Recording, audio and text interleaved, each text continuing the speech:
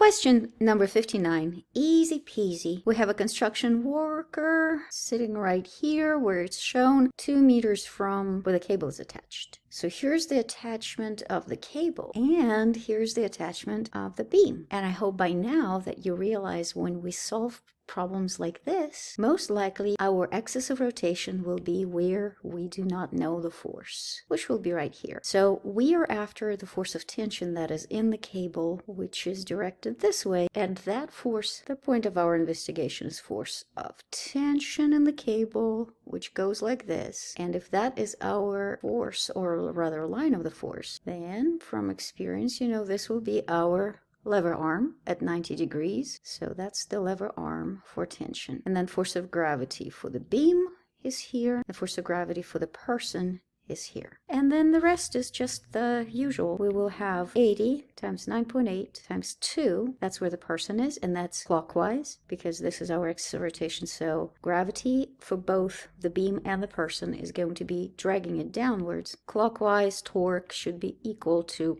counterclockwise torque. Clockwise torque comes from the two gravities. Starting with clockwise, I'm going to factor out G, so it's going to be 9.8, and then the beam, 1450 times the length of it, 6, plus the dude, 80 times, and since we're figuring out the distance, it's the 2 meters from the end of the beam, meaning that it is 4 meters from our axis of rotation. So that's my clockwise, and then counterclockwise is tension times, and lever arm will be 6 times sine of 30. Sine of 30 is a half, so basically 3t. Therefore, t is going to be 9.8, and then I get my 1450 times 6 plus 320, all that divided by 6. 1.5 times 10 to the 4th newtons.